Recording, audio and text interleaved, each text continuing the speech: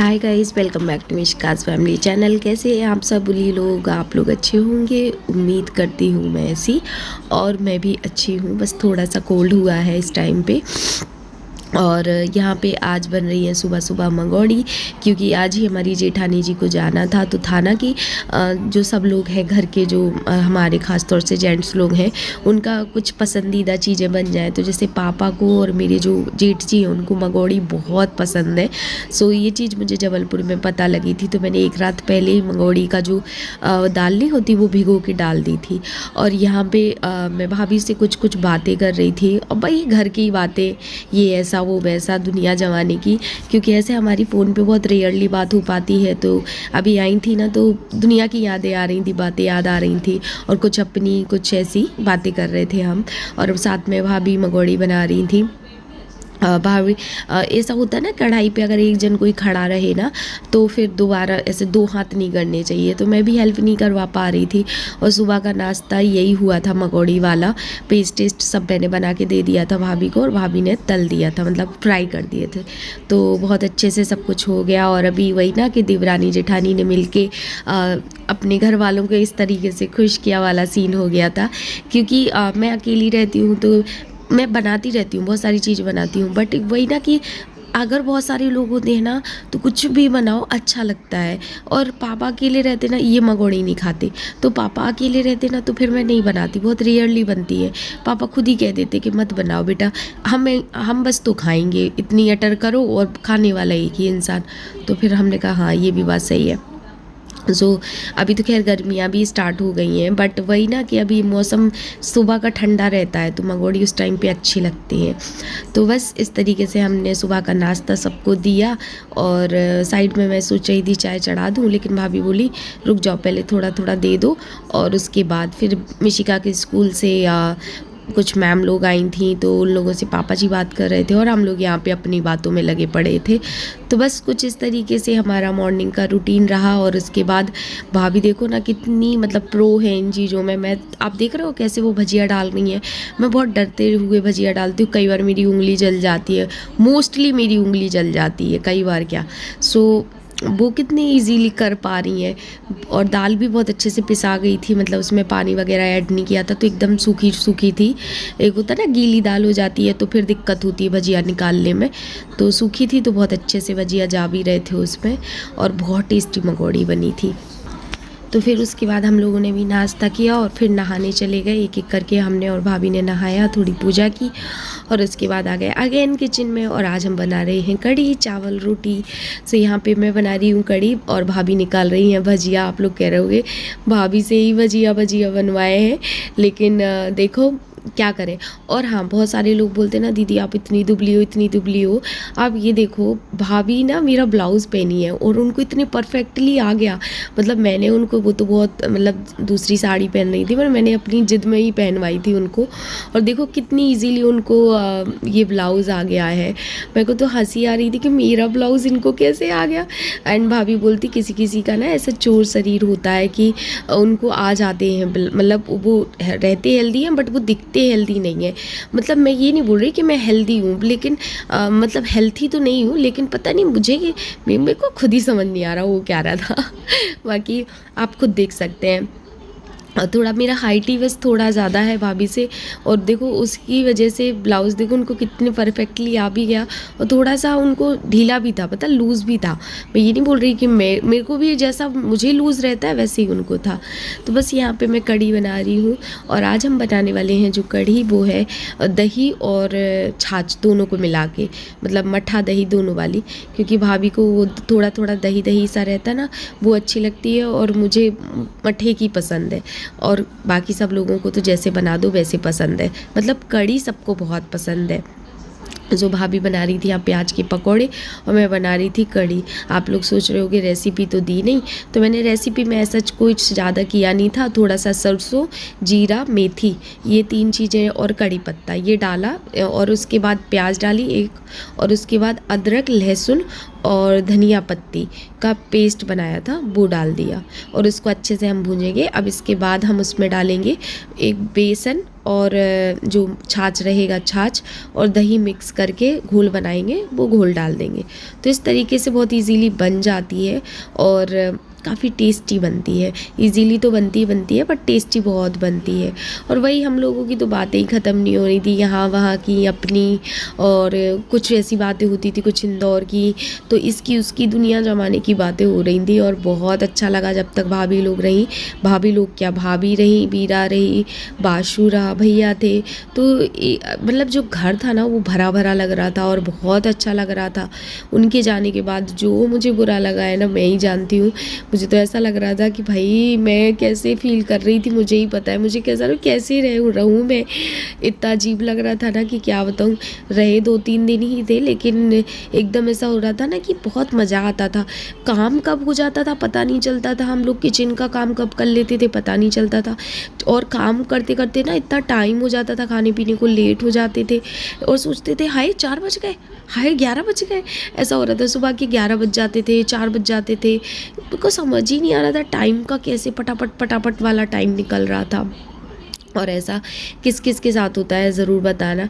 And हाँ, एक और चीज़ कि हमारे यहाँ पे ना हम लोग बहुत अच्छे से रहते हैं और हमारी जो जेठानियाँ हैं वो हमें बहुत प्यार से रखती हैं। ये चीज़ हमें बहुत अच्छी लगती है।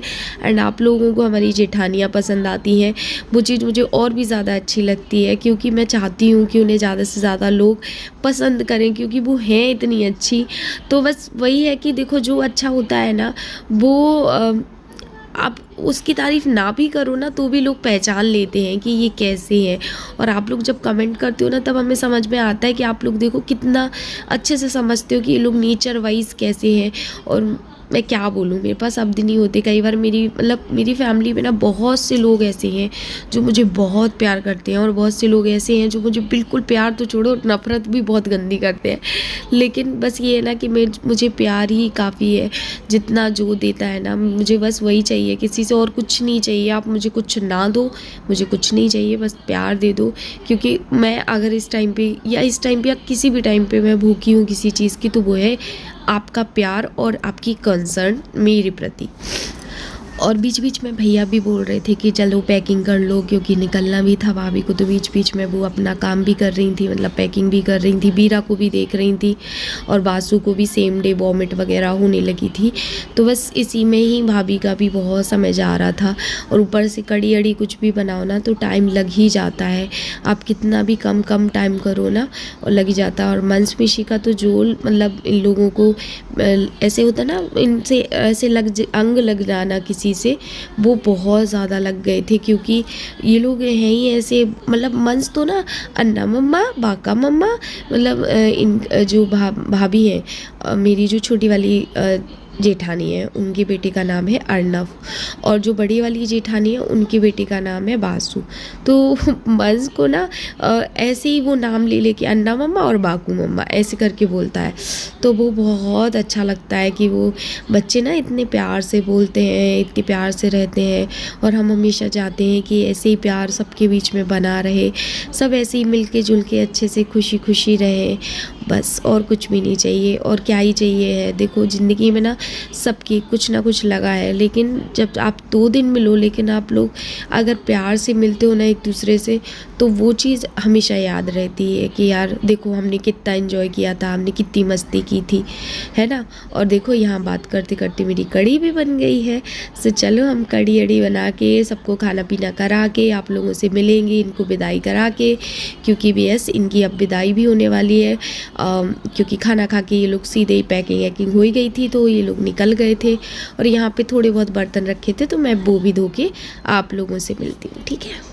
कल हमने जवारी विसर्जन किया, उसके बाद घर आए, खाना बनाया और खाना खाया, सब कुछ करते करते इतना लेट हो गए थे ना कि मैंने तब भी ब्लॉग स्टार्ट नहीं किया। एक्चुअली में क्या होता है ना, जब फैमिली में कोई आता है ना तो घर में कोई और होता नहीं है। तो मेरे को ये लगता है कि कहीं मैं मेरी वीडियोज़ के चक्कर में वो पल या वो मोमेंट्स ना मिस कर दूं जो मुझे एक्चुअली में जीने चाहिए। सो बस इसीलिए हर टाइम कैमरा ऑन नहीं करती हूँ और फुल इंजॉय करती हूँ, फुल उनको टाइम देती हूँ, फुल उनका टाइम खुद लेती हूँ। और इसी में मेरा पूरा टाइम निकल गया। और आज हमने सुबह में बनाई थी मंगोड़ी और फिर उसके बाद बनाई कढ़ी चावल और रोटियां। सो ऐसे हमारा पूरा रूटीन गया। अभी भाभी चली गई हैं घर। इतना बेकार लग रहा है ना, क्योंकि भाभी के जाने के पहले ही मेरी जो हाउस हेल्पर दीदी हैं वो आई, उन्होंने घर का काम किया, झाड़ू पोछा बर्तन। तो झाड़ू बर्तन पोछा नहीं करते, पोछा सुबह करती है, तो उन्होंने वो किया, वो भी चली गई करके। अब कोई नहीं आएगा। पापा आज सागर में मिट्टी हो गई है कहीं पे, तो पापा वहाँ गए।